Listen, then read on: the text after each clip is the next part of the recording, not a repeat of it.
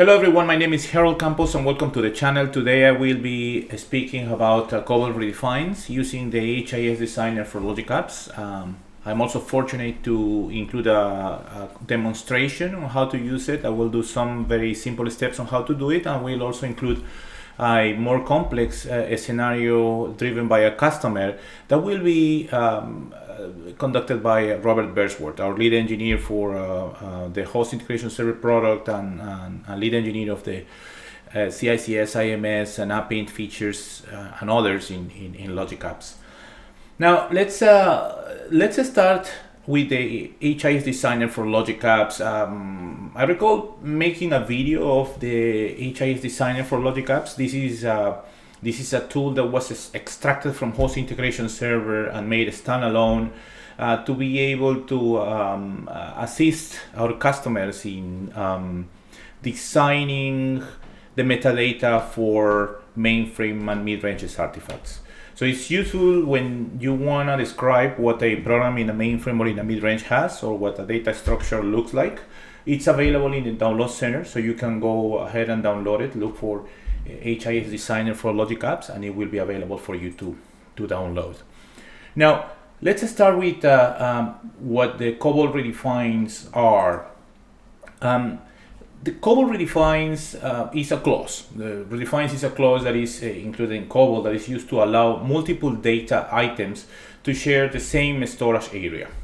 This can be useful for various purposes, such as interpreting the same data in different ways or saving memory space.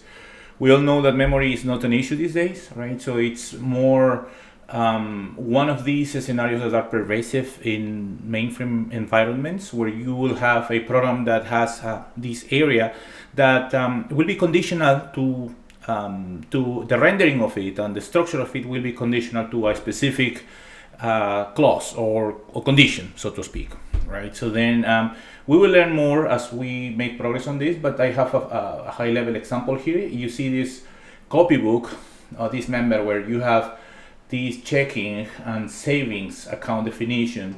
It has a redefines clause that includes the account infrastructure here that has this length, but it's going to be conditional to the account type, the value of this variable here, right? So then depending on this value, then I will render this or this structure here, right? So then as you can see, there are some things that in COBOL you were able to do in the program definition itself, in the data division. So host integration server and the TI designer, they support the import process of COBOL programs with redefines, where you can select a simple redefinition, a discriminated union, or select the redefined object that you want to use for your business logic.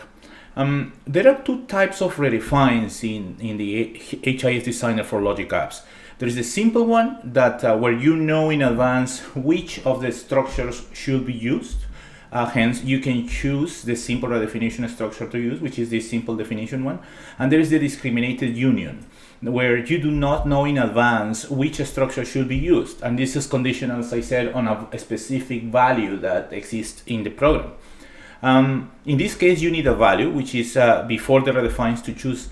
We call it a discriminate value, but we'll talk more about that soon. And then you will discriminate the appropriate structure definition to use. In the HIDX designer for Logic Apps or in host integration server, you have two types of projects. You have the host applications projects that include CICS, IMS, and IBMI programs. And you have the host files structures. So we're going to talk briefly about each one of them. In the case of structures, host applications, CICS, IMS, and IBMI, you can have a problem like this. Let's think about this CICS program that receives employee details and returns or enters age and years with company. If you look at this definition that I have here, that is coming from a copybook, you will see that there are two big fields here, and then you will see that there is a group level definition. This group level definition for the employee code here, you will find it in structures as emp details, and it has a position and a number. So this represents a structure, and this structure is the host data type defined for this parameter in this for this particular program. So redefines are called structures in host applications.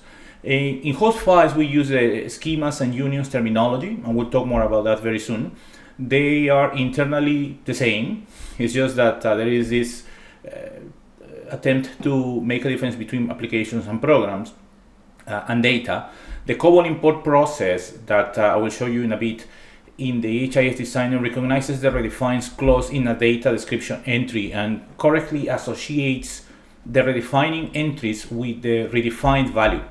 You must select one of the redefined or redefining clauses as the entry that represents the data that will be transmitted for the first time, right? So then the redefined entries can use less space than the redefined entry, and then the TI designer or the HIDX designer for Logic Apps, it will decide and it will correctly map the data, and then it will the remaining space will be filled up with fillers. Now let's get into the data part.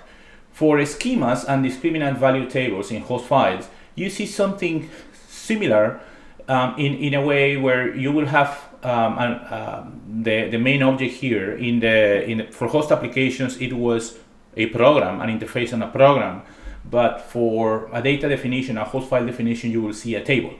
And this table that I'm calling sample mapping has one of these fields in this table. You will see that it follows a structure, and this structure has a call out to unions. These unions are the ones that are implementing the COBOL redefines. Schemas are the host file equivalent to structures for host applications. As host files came from a more data mindset, schemas were deemed more to be more appropriate name for it. Discriminated unions, discriminant, and DVTs are common to host files and host applications. So you can use them in both places. It's just that it makes most of the time it makes more sense when you do it at the data level, and for that you use the discriminant value table that you see here, right? So then if you start drilling down on what this looks like, you will see that you have a table, you have an schema that's called vSAN file record, and this schema is using a structure represented as a union that will actually be a COBOL redefine. Now, in the discriminant value table, you have the alternative to define a discriminant, which is the one that will determine which portion of the structure will be used, right? In this case, the discriminant will be field 2, but I can also create conditions for this discriminant variable. I can say that for this member, if it meets the criteria, so then it will be rendering this particular member, or if this value is larger than 10, or by default it will be showing member 3. So what I'm going to do is I'm going to show you real quick. Let me see if I have yes, I have access to it. So this is my my designer. When you install the designer, you will need Visual Studio 2022, and then you will be able to import a definition. So in this particular case, I created, if I start from scratch, you will see that I go to project, and in project I select host file or host application. So if I pick host file, it's gonna take me through the process of just creating an empty project. It's gonna look like this, right? And then I will be able to add here a host file definition. So when I add the host file definition, then I pick up, this is either for system I or for system Z, COBOL. If it's for system I can do RPG or COBOL, but let's say that is for system Z. Then I create, and then in here I can proceed to import a host definition. This host definition is nothing but a COBOL copybook, right? And then this is where I have the options for the redefine: simple, discriminated union, or select the redefines object. And depending on this, then it will generate the structures on indents or not, or it will just use the defaults. As I said, and for those of you who have seen my previous video, there is more information on how to create the object, how to use these values, and how to call it from Logic Apps. For now, what I'm going to do is I'm going to go to the presentation and just remind you that there is an HIDX file that is the outcome of these type of metadata projects, right? So then if you want to use Logic Apps or even Host Integration Server to integrate with mainframes and midranges, The artifact that will host the metadata for your program or data invocation will be an HIDX file that you will need to, if you are using Logic Apps, upload it to the maps artifacts in Logic Apps. And then once you have your HIDX available, then you will be able to use it in your workflow. Now what I'm going to do is I'm going to open the door for Robert Bersworth to give his fantastic demonstration. He will address the various pitfalls of using COBOL Redefines with Azure Logic Apps or with Host Integration Server. He will go and he will drill down on a few scenarios that were experienced by customers that are very specific and that show some of the strengths of this tool. Thank you. So we need to look at redefines. These are, in the host integration server terminology, unions, i.e. there are multiple definitions of a single set of data. Some time ago, the customer came with a problem that was based upon the way they had redefined things in their COBOL. So if we take a look at the original COBOL, obviously highly modified and edited, we can see that they have a transaction fields, which contain some useful information, and they have a header and a trailer. And what their data is showing is a header record, then a whole bunch of transaction fields records, and then finally a trailer record. And the way they've redefined it or defined it is by saying that the transaction fields are redefined by the header record and the trailer record. They've called them filler. And they've included the header record type, trailer record type, and the type header in the original transaction fields. This is the piece of information they are using to distinguish between which of these three types of things it is. So basically they would read a record, look in the first value, the record type, and if it's a type 0, then they will pick up the fields that are in the header. If it's type 9, they pick up the fields that are in the trailer. And if it's a 1, they pick up the fields that are in the transaction fields, the rest of the common area, and the specifics or financials. As you can see, financials also redefines the specifics. And so if this is a detailed record, so value is 1 in the record type, then they will look in the second piece of information, the transaction code. And if that is an F, then they assume that is they're going to use the financials redefines the account number. So when they ran this in Logic Apps with the host file provider, service provider, they were getting an exception with their data. And so they asked me to look at it. And this video explains where they went wrong or what they didn't know to be more correct and how we can go about fixing it. So I have already set up a host file HIDX definition. I'm sure there are videos elsewhere that tell you how to do this. So I'm going to import the COBOL into this definition. And let's take a look at what the defaults are and what happens. So I'm going to go to original COBOL. And as you can see, the defaults are simple redefinition. That's what that should completely say. Use import defaults, etc. So we'll just import that. And as you can see, we have created one union and 3 essentially structures out of the data. And the only union that we have is that the financials is redefining the specifics. And you may wonder why, when there were 3 different redefines in the original COBOL. So let's do that. And the answer is that if you redefine the whole structure, which is the transaction fields, then there's nothing available outside that structure to say which one of the redefines is actually to be used. As we heard before, the record type, the header record type, trailer record type, is the piece of information that tells you which field to look at, or which value to look at, to see which of the redefines to use. And the way that the host integration server code works is this piece of information has to be external to the redefines. And so we chose simple redefinition.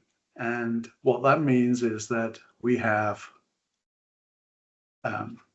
inside transaction fields, if we look at everything, so expand everything, colon financials, we have a simple redefinition of specifics and financials. And what we can do is say, okay, we know that every time actual data comes, it's actually going to be a financial record. Never mind the header, never mind the trailer. The actual data, the detailed data, is always going to be a financial. So we can say properties. Actually, no, it's on the simple redefinition. We specify that the default is going to be the financials. And so now we assume that every time that we have a record type 1, the detail record, then we are going to use the definitions that are in the financials, not the definitions that are in the specifics. As you can see, unfortunately, there's no definition for the header and the trailer, as I said, because there's no way to distinguish between the 3 sorts of 05 level records, because there's nothing external to those which could be used.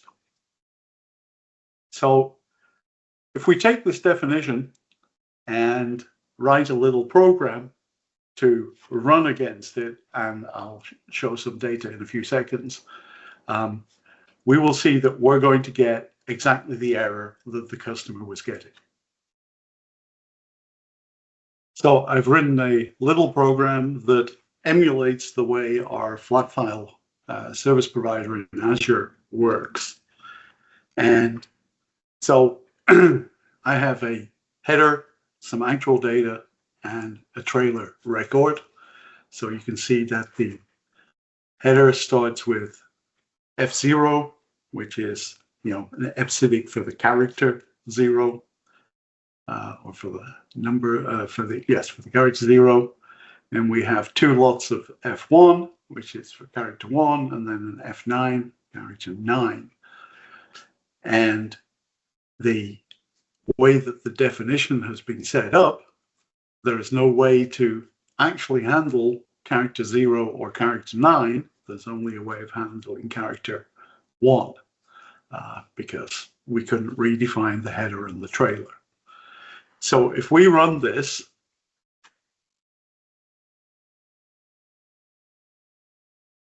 chug,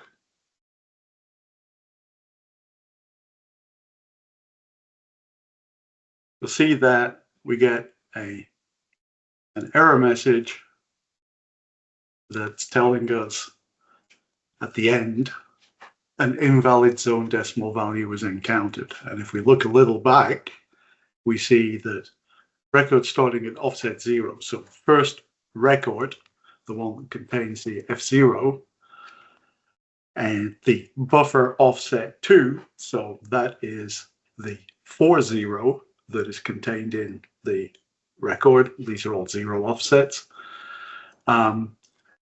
And then the information about what we are actually trying to convert. So it's transaction fields, simple redefinition 1, financials, account number. So because we said, because we can't distinguish between header, trailer, and detail, we think it's a detail.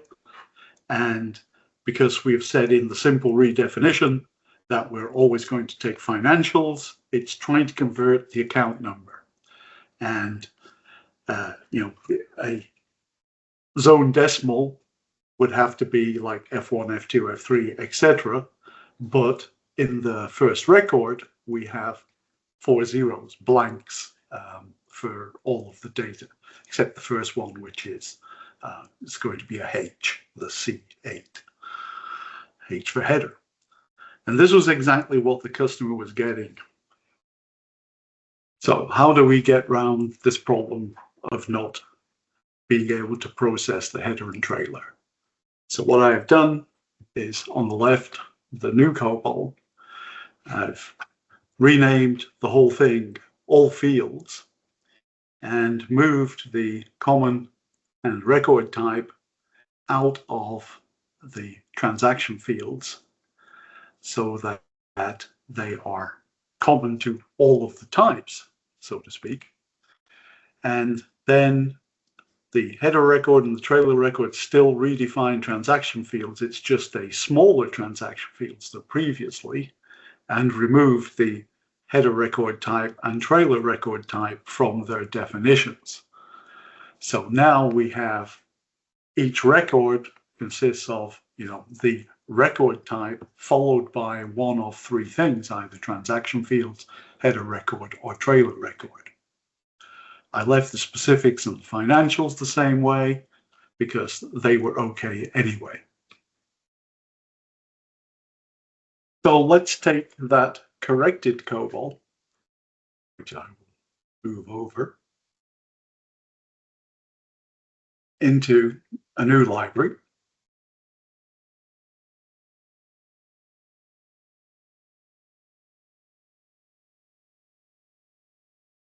And instead of saying simple redefinition, we're going to do discriminated union. And so now we have 2 discriminated unions. Obviously, you can rename all these things as you wish. So now we're saying that transaction fields, header record, trailer record are all one sort of thing, and the specifics and financials are another one, as we've seen with our new redefines. And so if we look at all fields and we look at transaction fields,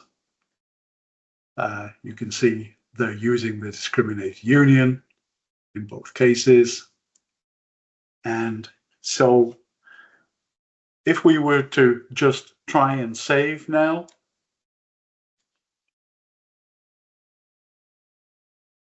okay, the output, we get a whole lot of errors saying that the discriminated union DVT has no entries. DVT is a discriminant value table. This is the information that is used at runtime to distinguish between the various redefines, the various members of a union. So let's go ahead and fix that.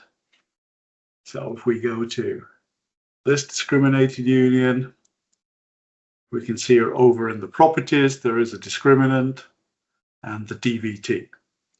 So we're going to say that the record type is the only thing that's offered because it's the only thing that's in front of that discriminated union, is going to distinguish between the 3 redefines.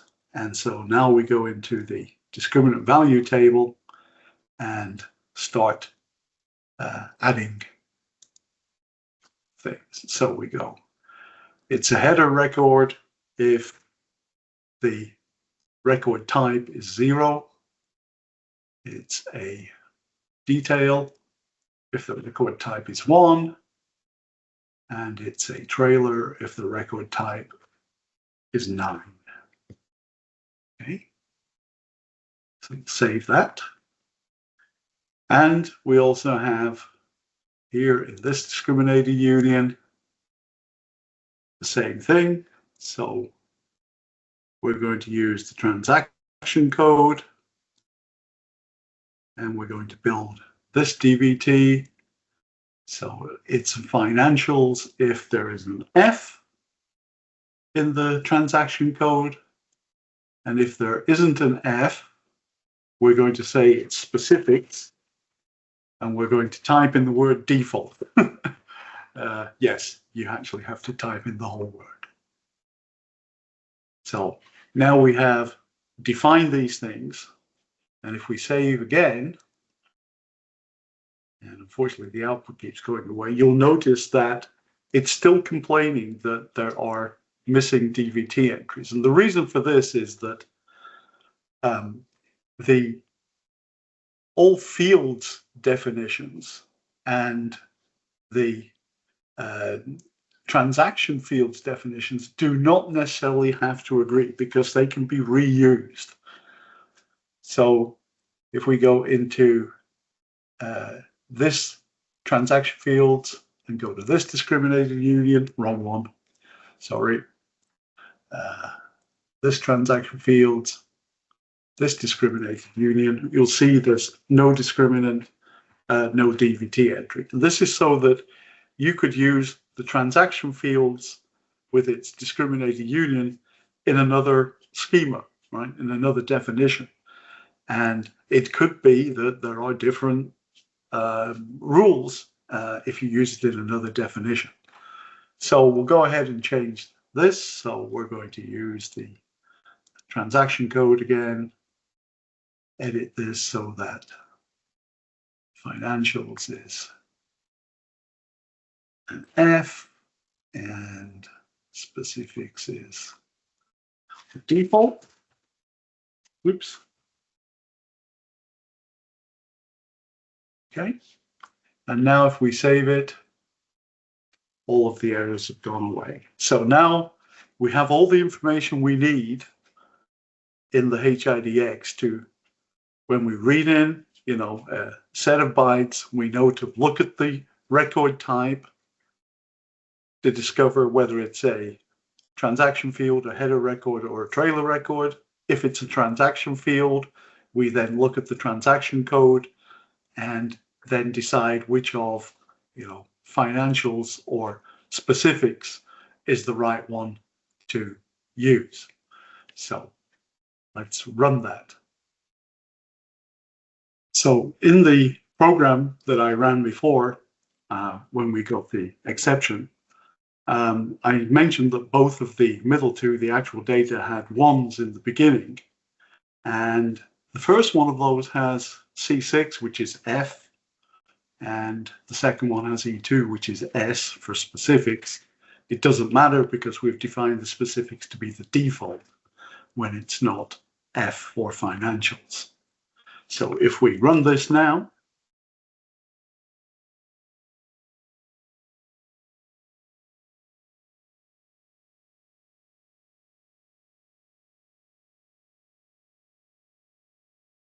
we can see that we've correctly identified everything. So there are a bunch of rows. This is just the way the host file service provider works. So it returns rows. First row is of a record type 0, which we know is a header record. Second one is record type 1. So it's transaction fields. And then it has transaction code of F, so we know it's financials, and we print out the account number. Third one is record type 1, so it's again details, but this time the transaction code is S.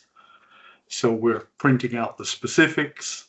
Note that the specifics definition didn't have any fields under it, so it just prints it out as specific.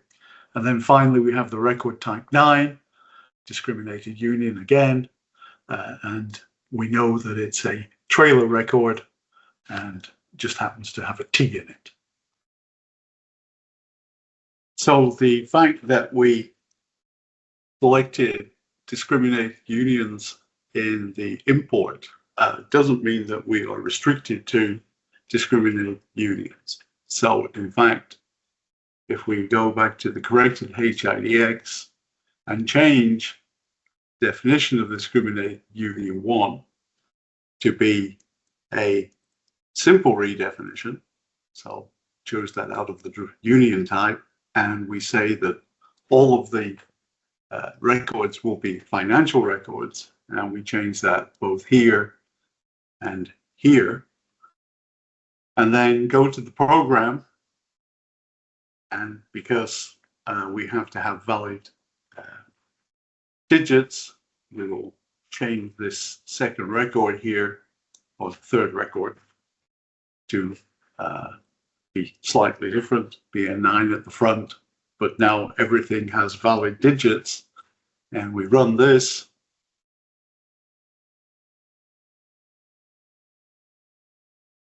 Then you can see that both the second and third record have been, per simple redefinition, defined as financials, and therefore have picked up valid digits for the account number. Okay, I hope you have enjoyed Robert's presentation.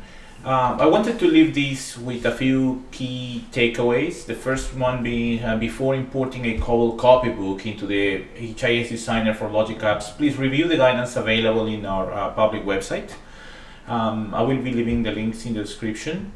One more thing, the redefines are always unions. COBOL levels are implemented as structures in host applications and as schemas in host files. And also, depending on the scenario, you may need to change the copybook to support your expected structure union. If you redefine a whole structure in a copybook, then if you know in advance which structure to use, then you should import that structure alone. If you do not, then you can know which one to use. So that's why if you redefine a partial structure, and there is a value before that redefine which can tell you what structure is coming, then you can use a discriminated union and use the value as a discriminant. If you or the customer has data which is purely one of the types of records or one type of record, then they should import that specifically, and they will be able to use the HIDX in a Logic Apps workflow which specifically references that structure. Thank you for your time. Don't forget to subscribe to the channel, and have a great rest of the week.